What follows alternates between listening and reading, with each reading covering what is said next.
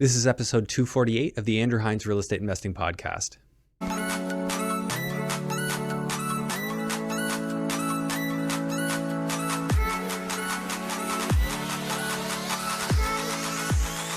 This episode is brought to you by Control and Compound Financial. They teach real estate investors how to multiply their wealth using infinite banking strategies. For a complimentary wealth coaching session or to learn more, visit www.controlandcompound.com/Andrew Hines. Welcome back to the show. Today I have Neal Bawa on, and he was an absolute pleasure to interview.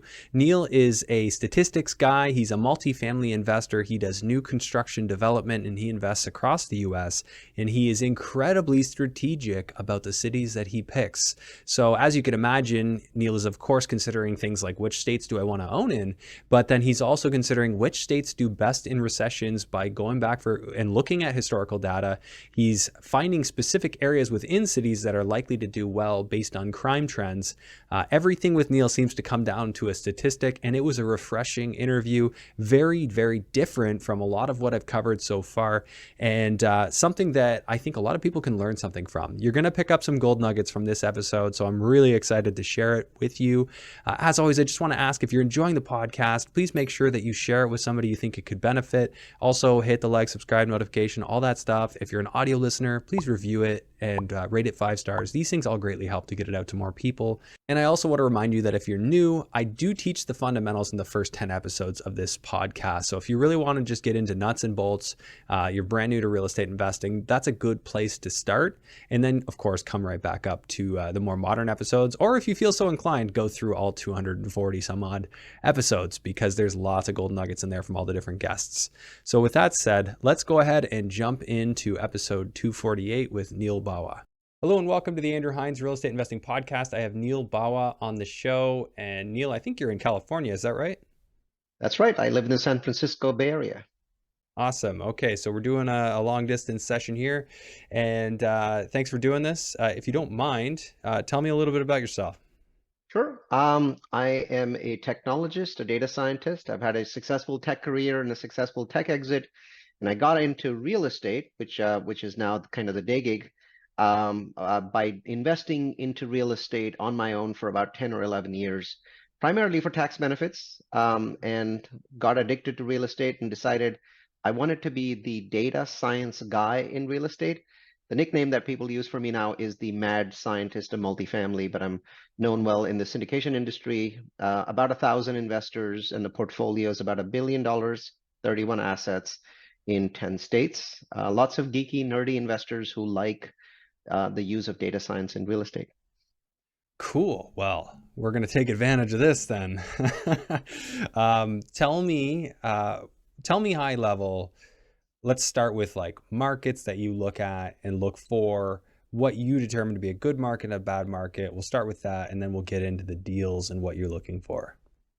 Absolutely. So firstly, good market, bad market really depends on what you're trying to do with it, right? So whether you're doing single family or multifamily, whether you're doing new construction or value add, I think the key is to have a full understanding of what it is that you're doing. So I'll start with new construction and then talk about existing buildings as well in terms of what's a good market. With new construction, a good market is one obviously with very low construction costs. There's this feeling that people have that construction costs in the US don't vary much, and that's just an outrageously dumb idea. Construction costs on a per square foot for townhomes vary from $112 a square foot to $190. At $190 a square foot, no project in the United States works with today's cap rates and today's interest rates, and LTCs or loan to value. Whereas at $112, almost every project in a reasonable location with a reasonable clientele would work. And so you have to really be obsessed with what makes the most amount of difference to your profits, to your net operating income. And that really varies a lot. When it's value add, and this is actually a course that I teach that has 12,500 students right now. So anyone that wants to check it out, it's a very entertaining data science course. It's at www.udemy.com/realfocus, or you can just type in Udemy space Neal Bawa and you'll find your way to it. But this course the reason it's very popular is because in 30 seconds you can compare any one city in the United States to any one city, anywhere else. I believe it works in Canada, but I haven't gathered the data for that, so I'm gonna say it probably works. And there are five metrics that we use to determine what cities in the US to invest in. And those cities need to have a particular amount of population growth, job growth, income growth, home price growth, and crime reduction. Once again, so we're talking population growth, income growth, home price growth, job growth, and crime reductions. Now, in a podcast, I can't give you the exact metrics that you need for each of these for those cities to be the right cities to invest in. But that's why I gave you the URL of the course, udemy.com/realfocus. And again, once again, very popular, about 12,500 people taking it right now because it allows you to compare any one city in the US, big or small, to any other city in the US, whether you've heard of them or not. Okay. So I need to dig into this a little bit. So we do need to go over some examples. So give me an example. I mean, you talked about new construction. I mean, 112 sounds high to me from a hard cost standpoint. Are you including development charges in that and all your Yes, yeah, other there's costs? some other stuff included in there. Yes, Like that's right. that's like an all-in sort of cost at 112. Okay, yeah, that Yes. that makes more sense. Okay. Yeah. Tell me, like, what cities have you done deals in lately? Sure. San Antonio is a sort of a perfect one for value add properties. So what I look for is, let's start with population growth, right? The city that you are investing in should be as close to 1.5% a year in population growth as possible. So about 1.5% would be great for, a big city like San Antonio, 1.5 million people. When you're looking at a smaller city like, let's say, St. George, Utah, or you're looking at Idaho Falls, then you want that number to be as close to 2%. The US number, depending upon, it's been messed up a little bit by COVID, tends to be between 0.4% and 0.7% growth. So essentially what you're looking for is a large city that has twice the population growth, or a small city that has 3 times the population growth of a typical US city. And that 2x to 3x makes a tremendous difference to your rent growth and also to your exit price 3 Mhm. to 5, 10 years, whatever down the road. It makes an enormous difference. So it's a forward curve. When you have Yeah. population growth like this, it doesn't drive up demand this way. It drives up demand this way in an exponential curve.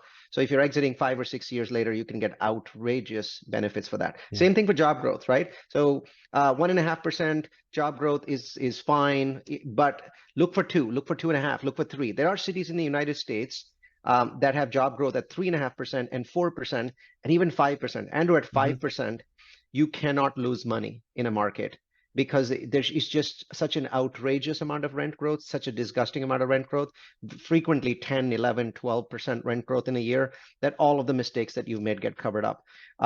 So there's about 500 cities in the US that have their last 12-month job growth on a weird looking page. And again, I've got that page on my Udemy site. Basically, go to the Department of Numbers, DEPT of numbers.com/employment/metros, and you'll see a very long list. Look at the column that says last 12-month growth, sort it, and you'll Mhm. notice some amazing cities are going to come up that have job growth in the 5% range. In the US, job growth tends to be about 1.5% range, maybe 1% these days. And so if you can get 5x the job growth, you are Mhm. juicing your returns in a ridiculous way. Okay, so we covered population growth is a big one. To recap, you're saying 1.5 population growth is good. The U.S. Mhm. in general is between zero point 0.4 and zero point 0.7. Did I get that Correct. correct? That's And right. then job growth, 1.5% is fine, but you like it if you can get all the way up to 5 Five is because, very difficult, but yeah. if you can get up to 3, you're going to do really well. At 4, you're going to do astonishingly well. 5 Mm. happens for a few cities in the US, smaller ones. Smaller cities. Yeah, like, and that's what I wanted to ask you about is like the outliers, like what's too small? So I usually ignore metros under 100,000 people. So I want the metro to be larger than 100,000. So Idaho Falls at 150,000, St. George at 200,000 are some metros that I'm interested in, and then there's metros in the 400,000 range, like Reno, Nevada is at 400,000. So I look at those. Below 100,000, even 100,000 is considered to be fairly risky. So you want really, truly, truly, truly crazily outstanding numbers to go into these metros, and that's what I teach. I teach those numbers. So you're basically compensating for the risk of a small city by Mhm. going into cities that have just absolutely mind-blowing over-the-top growth, which sort of makes up for the risk. It actually more than makes up for the risk. So if it was Idaho Falls, I think you said at Yes. 100,000 people, that you would consider exceptionally small. That's your minimum. Yeah, so Idaho Falls is actually 150,000 people, but yes, I Yeah. wouldn't go much smaller than that because Yeah. the smaller you go, the less liquid your investment is.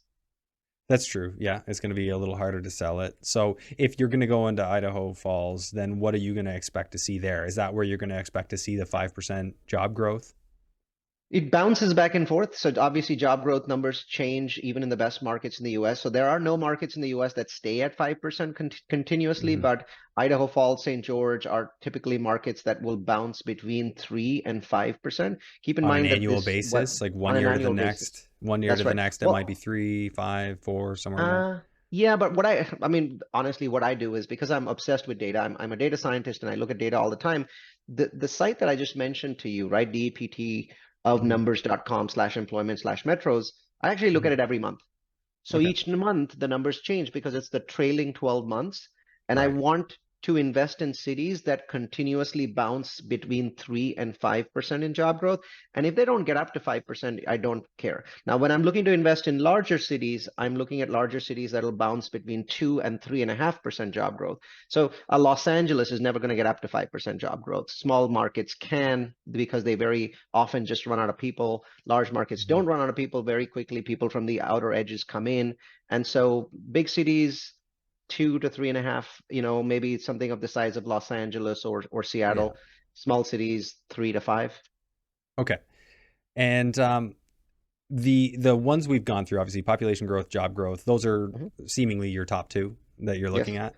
Okay. So I would say so there are 5 metrics. Mhm. One of them is more important than the others, and that's job growth. So sometimes people ask me, "Hey, would I want to weight the metrics, meaning put Yeah. more weightage on one and less on the other?" The answer is four of them are basically about. Um, let's see, let me do the math on that. 12%, well, 15% each. So it's four of them are 15, 15, 15, and 15 in weightage if you want to use weightages. And the last one is 40%, and that's jobs. Jobs Okay. are the biggest single correlation with real estate profits out of those five metrics. Okay. So could that not be a bad thing though if one market has had job growth like crazy for 10 years? Um, Eventually that will likely come down. It won't stay high forever, as you've pointed out. Do you ever look at that as a negative, or you've never seen a scenario where you'd look at that as a negative? It could happen. I think that in an overwhelming number of cases, if all 5 metrics are moving in the right direction, you're going to do well. So Mhm. obviously, internally, we use over 200 metrics. So we currently rank 323 metros in the United States, which have over 1,000 cities in them, and we use over 200 metrics. There are, you are correct, scenarios in which going to basically cities on fire can be a downside. But in most cases, it works. Internally, we have those other metrics that help us Mhm. detect those late stage entries. But what I find is the vast majority of the money that investors have made has been in these cities, regardless of whether you come in late or early. A lot of these Yeah, as cities long stay as it's hot still for a happening. long Like time. when you're looking at the last 12 months, when you're looking at the last 24 months, you're seeing something similar. 3% and higher is obviously good. You said 1.5% is fine. Are Yeah, you and more remember, it's often the doing? job growth, right? Yeah, If you off if you weight provide the more other stuff weightage to the higher. Yeah. job growth, Hmm. then the city is on fire right now. It takes years for a Yeah. city on fire to cool down. True. That makes sense. Let's go through the other metrics. So we've gone through the first two. Talk me through the next one. Sure, I'll give you some guidance on that, but just be aware that the other 3 metrics are require more math, so they kind of require an Excel spreadsheet. So I'll just basically give you a high level Yeah, overview, high and level people sounds can good. always Yeah. pick up a spreadsheet from that Udemy link that I gave you. Bottom line is that the crime you want to see a certain level of crime in a city that you're investing in, and you also want to see a reduction in crime. So it's a hybrid metric. There is a crime index that a website called city-data.com uses. So city-data.com, you go in there, you plug in the city, Columbus, Ohio, you plug that in, and you go Hmm. down and you'll notice that there's a big crime table, and the bottom line is blue. So you ignore all the other lines, you just look at the bottom line, and you want the left number, which is the older number, to be below 500. You want that number to be below 500, the left number. Now, the number on the right is kind of the coming closer to the present, right? So the number on the left might be 2005, the number on the right might be 2022. And you want to see a decline from 2005 to 2022. So not only do you need a number below 500, but you also need that number to decline over time. Both of those are necessary for the city to benefit from low crime. And by the way, there's a very high correlation between low crime and high education, which is why I don't have education as a separate statistic. If crime is dropping in a city, in a overwhelming number of cases, it's because education is improving. Very insightful. Okay, that's good to know. So to recap, and we'll probably go through some examples of that. That's a good one to know. Let's jump into the next one after crime. Sure. So it's income growth. So what you want is you want a certain level of income growth in a certain time period. So I'm going to give this to you. It takes a little getting used to. So you want income of a metro to go up by 36% between 2000 and 2021. Income is correlated over a longer term. Yeah. It's unlike jobs, which are correlated over the last 12-month time frame. So in that 21-year period, you want the income, the median household income of the city to grow by about 36%, right? And this is not an arbitrary number. I'm a data scientist, so you basically run a lot of scenarios to figure out what's correlated to profit. Well, that 36% income growth is highly correlated to profit. Higher is better. Nothing wrong with 37 or 38. But once you start dropping below 30%, the city's income is growing slower than inflation. Therefore, it won't be able to afford rent growth. Yeah, right? That's like 1.7% a year non-compounding. Correct. And that's basically tied to inflation. You want a city to at least be able to stay with inflation because you want rent growth to be at inflation or higher. Now, obviously, if the city has 42% rent growth in between 2000 and 2021, the city is now growing faster than inflation, so your rents can grow faster than inflation, right? Okay. So, and that number, by the way, is also available on city-data.com. So if you go to city-data.com, type in your city, just search for the words median household income, and you will see both of those numbers, the 2000 and the 2021 number next to each other. Just subtract or divide the two to see if it's a 36% growth. Nice. Okay. So we've gone through 4 of 5. Let's get into that last one. Sure. Median house and condo value. On the same website, city-data, where you just looked at the median household income, about 2 inches, if you scroll down about 2 inches, is a metric called median house condo value. And there will be 2 numbers there. One number will be for 2000, one number will be for 2021. If you basically divide those numbers, if the city's median house and condo value has grown by 58%, then it's a city that you want to invest in. Once again, for this metric, higher is better, but not like astonishingly high. If the city is 200 or 300% higher over that time, that's a bubbly city, so you might want to back off. So a good number is between 58 and 120. Those are nice ranges. The city is growing just fine. Above 120, it's possible that city could be bubbly. Maybe it's not, but I would say be careful. Very interesting information. Okay, so now I want to get into some scenarios. First off, let's start with the state of Ohio. I know a lot of people who like Ohio. Sure. They like Cincinnati. Columbus would be another. Outskirts is common. Tell me what you think of those areas. Do they fit? Obviously you've analyzed them, but what do you think of those areas? Sure. Actually, that's an easy question to answer because when I teach location magic, I've taught it to 50,000 people. The city that I use for my examples is Columbus, and I contrasted with Cincinnati, Cleveland, and Dayton, Ohio. So that whenever you watch my courses, you will see these 4 cities, right? So here's the answer.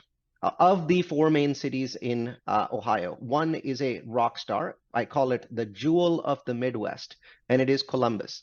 If you simply type in the following words into Google, you'll immediately see what I mean. Just type in the words population space Columbus space Ohio. That's it, nothing else. Population space Columbus space Ohio. And Google will present you with a very intriguing chart. And the chart's super easy to see. Basically, what it shows is incredible and consistent population growth in Ohio is only given to one city, and that is Columbus. But if you look at it very closely, you'll also see other trends. You'll see that right below Columbus, there are two other lines. One says Cincinnati, the other one says Cleveland. Both lines are flat. But you notice that what happens with Cincinnati and Cleveland during recessions is completely different. Cincinnati doesn't lose any populations during recessions. People who like Cincinnati live in Cincinnati during recessions, during good times, during bad times. Basically, the population has a high affinity for the cities. That's why, as you notice the line over the last 30 years, you'll notice that it's flat, but it never dips during a recession. However, the Cleveland line is problematic. Firstly, Cleveland is losing population over the last 20, 30 years. What's worse is, if you track every recession, 2001, 2008, you notice that there's a big dip. You also notice that the line above it, which is Cleveland, has a big increase. Basically, every time there's a recession, people run from Cleveland to Columbus. The two lines, it's just very stark, right? As soon as a recession begins, the population of Cleveland dips, the population of Columbus spikes, right? So that happens every time there's a recession, which means that the people in Cleveland don't have as much belief in their city as the people in Cincinnati do. So it's a very interesting pattern. Dayton has just consistently lost population, so it's challenging. So I would say areas around Cincinnati that are affluent, or areas around Columbus that are affluent, are interesting areas to look at for real estate investing. Dayton is a very risky market. You can make a lot of money in Dayton because home prices are so cheap, but it is certainly at the high end of the risk spectrum. I'm not sure what you get in Cleveland because you don't get prices as cheap as Dayton, but you get no population growth either. And every time there's a recession, the city loses population, which means that you will lose a lot of renters. And we're on the verge of that right now, of a Yes. recession, obviously, that they're admitting to. Hi, friends. I just wanted to take a moment away from the episode to tell you about my brand new structured coaching program. This is the first time I've ever offered a structured coaching program where we'll have regular meetings in addition to an intro call to go through what your goals are and help you get on a plan to achieve those goals within real estate. So if you've followed me for some time and you feel that I would be a fit for you to help you achieve your goals in real estate based on my skill set, based on the topics we cover on this show, I encourage you to head over to my website, andrew-hines.com/coaching, and fill out the questionnaire so that we can schedule a call and figure out if it's a fit for us to work together. Let's face it, most people could benefit from a second set of eyes and ears going over their strategies, different deals that they're looking at, and helping to springboard ideas back and forth. This is a program that's exactly for that. So if you're looking to build confidence in what you're doing in real estate investing and get very clear on what it is you're trying to accomplish, this might just be the program for you. Take a moment, fill out that questionnaire, and let's schedule a chat. It's interesting you say that. I just had somebody on the show who's investing in Cleveland. The numbers sound great. Again, I mean, the the cash numbers flow sound sounds really great. wonderful, right? So the cash flow is great. My question is, Mhm. if you have to sell in a recession, you're going to get hammered, right? So I think what Yes. happens is, if you look at one investment in Cleveland or five, they sound great. If you look at 1,000, well, and you average them out, they're not going to look great because people Yeah. basically ignore the averaging. Yes. And I mean, as you've pointed out, you kind of have to be compensated to take that greater risk. So that's why the cash flow is better. But I'm not sure if it's enough to justify what you're saying. And, it's great to have this analytical look at these cities to pick them. So I did want to ask you, you're mentioning how these cities perform in recessions. Are you referring to property values or population or a mix of multiple things? In these cases, I was, in the example that I was giving, because I was actually telling people go and type in Columbus, Yeah, the population Columbus, population. Ohio. I was just simply talking about, the population drop that occurs like in clockwork in Cleveland every time there's a 2008. recession, right? Okay, so 2008, 2001, right? and it was tracking 2020 that. was not a real recession. Oh yeah, because it's a line, right? So you'll see a Yeah, line that's flat, and then you'll notice a yeah, zoop, a down, yeah. and you can see that occurs immediately, exactly where the recession is. So it's a very clear thing to see. Mhm. Now, property values, I haven't really seen any significant decline in property values in Cleveland in a long time. They seem to do okay. They seem to do fine. But I'm sure that rents will decrease when population's decreasing. So the 100%. impact may not be on property values, but I think the impact is likely to be on rents and cash flow and, makes your property liquid. Yeah, I mean, I would assume they'd both correlate, although not at the same time. It's gonna take some time for property values to adjust if rents do. But no matter what, if people are leaving an area, rents are gonna have to go down. Demand Yep. demand for rent goes down, right? Okay, so as far as places to get this data, like we talked about the 5 metrics you're looking for, but then you also want to see how these places have performed in times of recession. Mhm. That's sort of in addition to the five metrics that you're looking for. It is. So people, students who've been following me, right? I call them students because it's a course on udemy.com, actually have tracked this data for hundreds of metros over the last 6 or 7 years that the course has been, 7 years that the course has been up on the Udemy website. And so we've got 7 years of data. I don't know where to get that data for free. There are lots and lots of Hmm. paid data providers in the United States. There are literally dozens of different software that track these things that might cost between $50 a month and $5,000 a month, all going all the way up to CoStar and going, all the way down to Rent Range at, Hmm. $10 a month, that provide, typically at least rental data, maybe not rent value data. Zillow, of course, is a terrific place because you can simply type the name of a city, Zillow home values. So you can type in Columbus, Ohio, Zillow home values, and hit in the first link that comes up in Google, and it'll give you a very nice chart of the price history of that metro over the last 10 years. So that's a free thing. It works for every city in the US. And by the way, Yeah. the same page also, at least last year, did have the rent prices. So you can see the rent graph over the last 10 years, and you can also see the price graph. So that's super helpful for 10 years, but obviously to really track the recession impact, you want longer than that. You want to see Yeah, I'm not before that. sure where Yeah. the data would come from. As I mentioned, there are Yeah. tools, but they're now Yeah. getting those kinds of tools that are 20 years of data, 25 years of data are going to be in the, $2,000, $3,000 a month range. Interesting. And you said you have this data on your site or on your course? Well, I don't have the recession data on the course apart Mhm. from, what I just mentioned about, Yeah. the population data, but I do not have data for Hmm. 2008 or before. What I generally find is cities that have all the 5 metrics do much better during recessions. And so I Yeah. have gone through the trouble of looking at some of my favorite cities to see what they do in recessions and find that data manually, and they do really well compared to the rest of the US. But there's some, it's a little bit up and down. One of the cities that I like didn't do as well during the 2008 recession. Okay. Do you mind sharing that, or which city is that? Provo, Utah. So one of my Provo, favorite Utah. cities in the U.S. City Yeah. is Provo, Utah, because it was a college town. It really got hammered in Mhm. 2008. Okay. All right. So that's a nice segue. Do you like those type of towns? I mean, I would assume that you're just typical multifamily. Like, is there a class you're aiming for? Give me some of the some of the key attributes you're looking for in properties you go after. So, once I've looked at cities using these 5 metrics and a couple hundred, that I look at myself, I'm then looking at a Class C property. Occasionally I'll do a B property, and what I find though is that um, in the last 4 or 5 years, B properties became very expensive. They almost became A properties in terms of their cost. They were very expensive to buy. That is no longer the case, by the way. The pricing for multifamily has adjusted by 20%, and for larger properties, it's now adjusted by 25%. I expect both of those numbers to rise over the next 6 months. So today, if I'm buying B properties in some of these, superstar markets. I am staying away. Actually, no, I'm not going to use that word.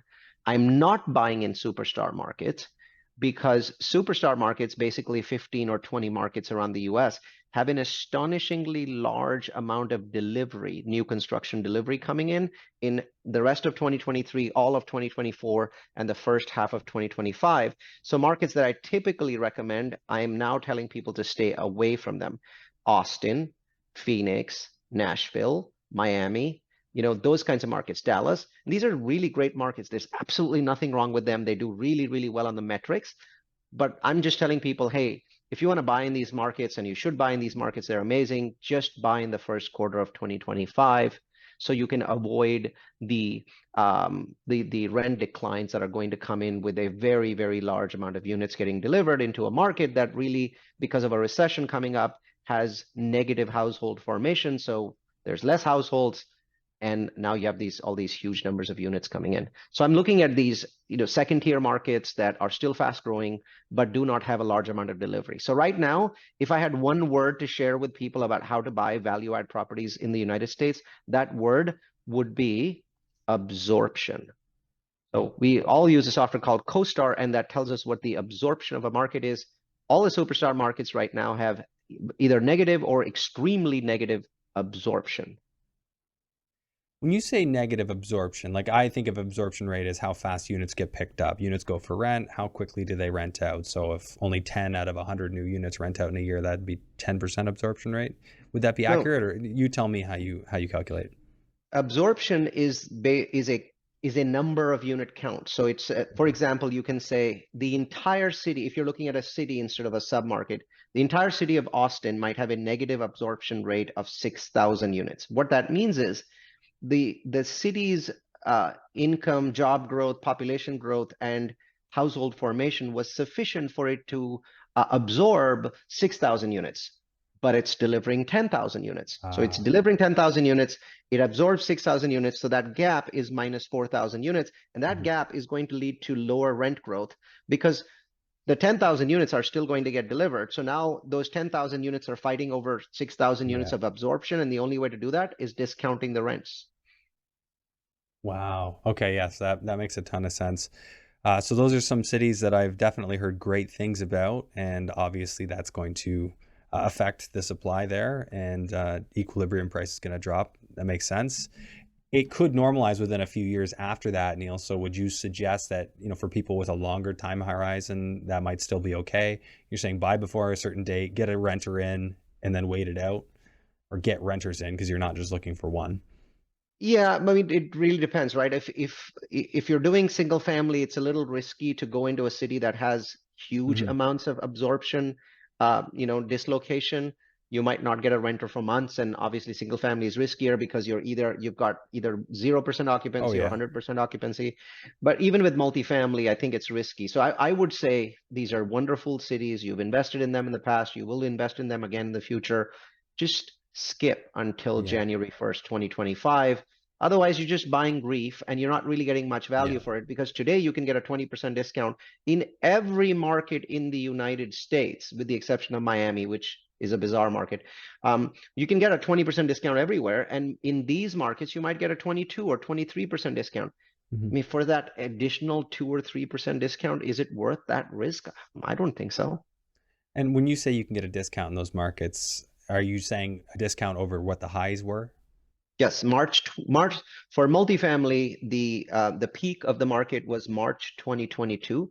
So when I say discounts, I'm always comparing it to the March 2022 price. To the high, yes. Okay, so I do want to ask you about the macroeconomic outlook since you're a statistics guy. But before we get to that, I want to talk about the micro adjustments you make per area, because you talked about, the decision to pick certain areas, and then we talked about sort of what you're looking for to buy. Now, how do you pick where? Because Class C, you're obviously going to get into some higher crime areas with Class C. Obviously, it's not, well, like Class D would be worse, but that is a consideration. You do need to watch out for crime in areas. So how do you go about making sure that where you're buying within that city is okay? So, there's lots of free 3D maps that overlay metros, right? So Google gives you an API, and lots of people use those APIs and use software like Tableau. There's free software, kind of free software that costs, $50 a month, or those sorts of things that give you crime overlays. So avoiding crime is really not that difficult, because crime data in the United States is real time, it's very complete, and there's just a million different ways, like spotcrime.com, right? Go to spotcrime.com, type in an address, and it'll give you an astonishing amount of information on the sort of crime that is going out in that area, both property crime and violent crime. And you can just contrast that with 10 other, parts of the city, and you'll get a very good, it gives you a nice map. avoiding crime, if you're not able to avoid crime, you're just lazy, because it's no more than 10 minutes of work for any address in the United States to avoid crime using Spot Crime and a bunch of other places like neighborhoodscout.com. Um, so it's not really all about crime, though. It's about the path of progress. So one of the things that people don't understand is that the vast majority of profits in a city tend to be made in a quarter of the city. Okay, so I'm going to give you examples.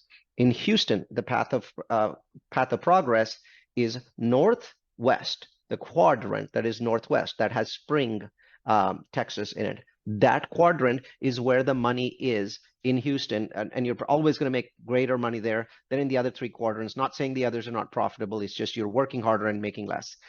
In Dallas, it is the northeast quadrant. So the freeway that goes to Plano and McKinney, that's where the path of progress is flowing in Dallas.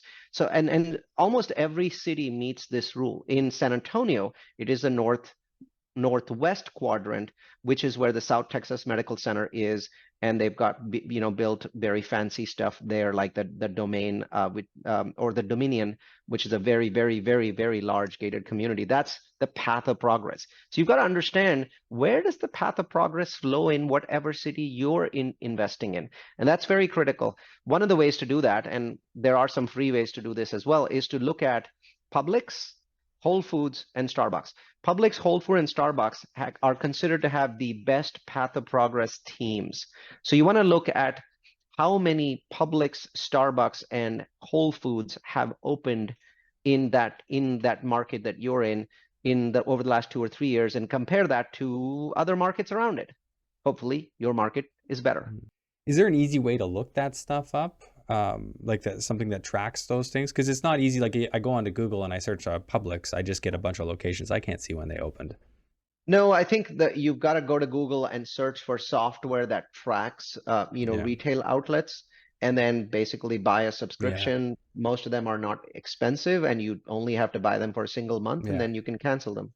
There's some people, I mean, up here that will talk more about Home Depot, or where you see a Home Depot or a Lowe's It's going it's in. too common, right? So for me, it's too common, and the problem is that if 100% of the American population needs somebody, there's really no tracking. They're just trying to make sure they're not too far away or too close to another Home Depot, and that is Mhm. a different kind of tracking. I'm not sure if it's very beneficial. Starbucks doesn't try to get into every area in the US, and you might think, oh no, Starbucks are everywhere. That's nonsense.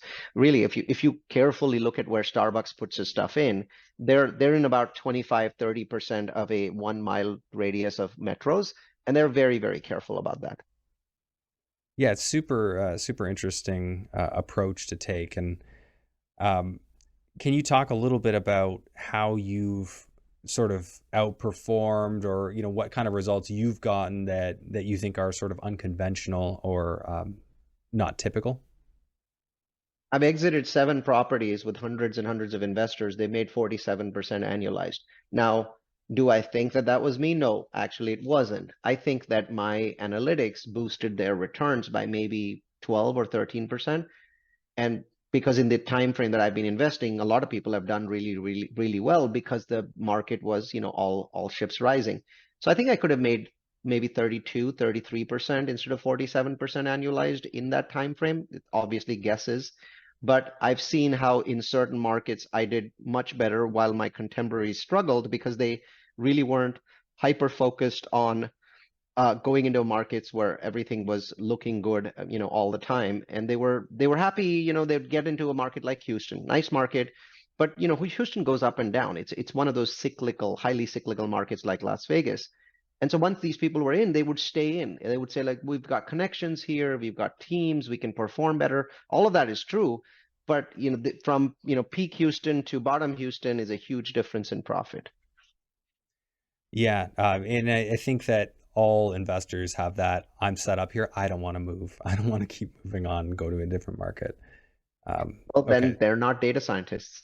No, They they're are not. Yeah, it's they're it's an emotional investors. They're thing. not Yeah. speculators, but Mhm. they're making a conscious decision not to follow the cycle of a market. They're just saying, I like this market, I'm going to work within it. Well, when Yeah. you do that, you're going to discount your profits.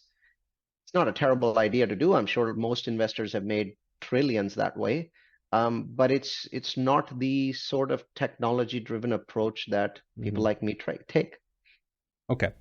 And how are you adjusting now, knowing the macroeconomic outlook, interest rates are super high, not likely to go down anytime soon, especially if you look back at history and what's happened with interest rates in the past, it's not likely to just drop like a rock.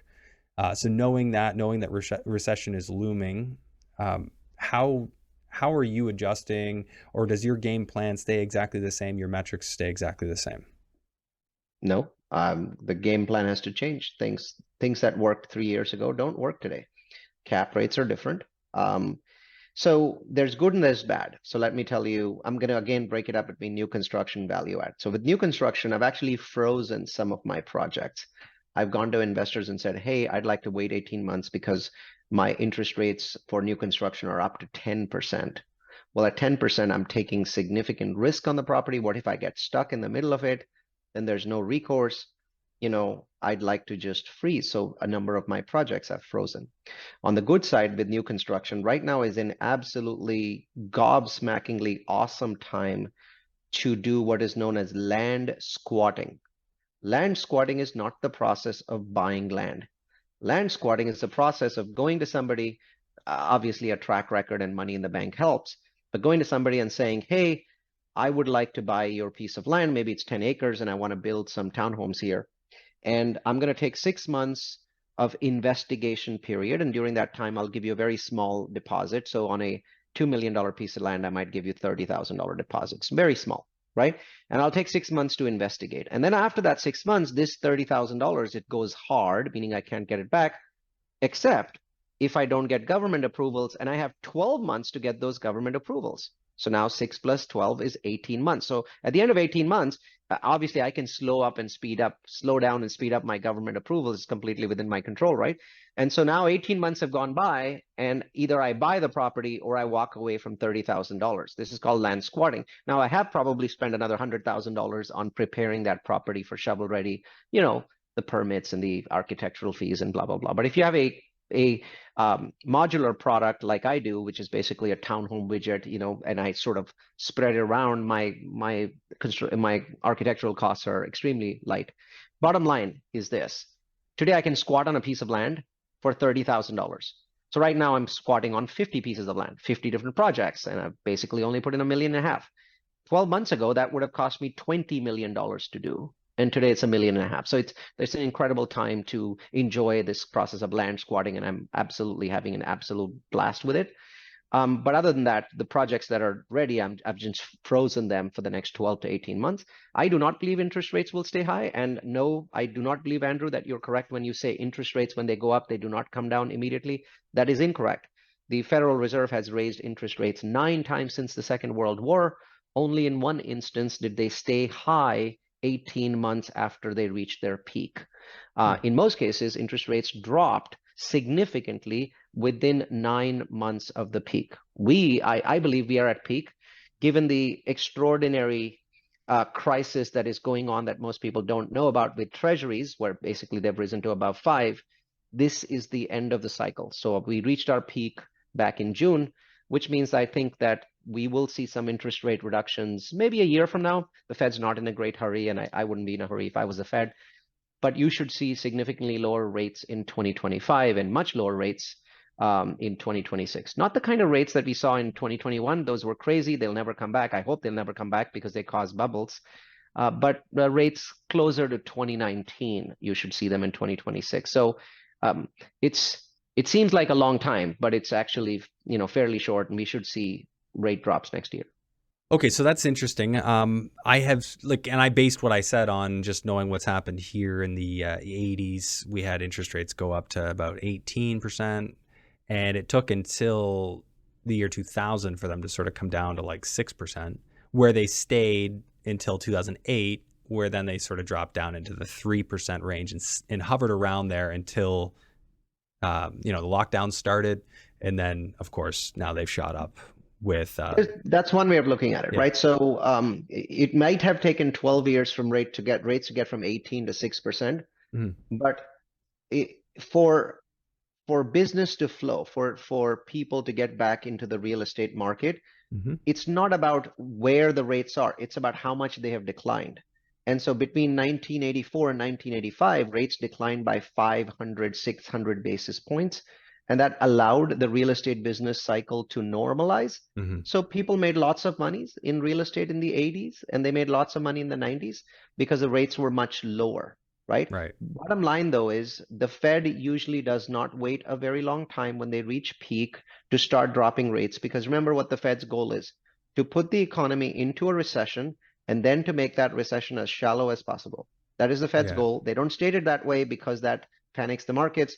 But in every instance except for one, 8 times out of 9 since the World War II, that's exactly what they've done.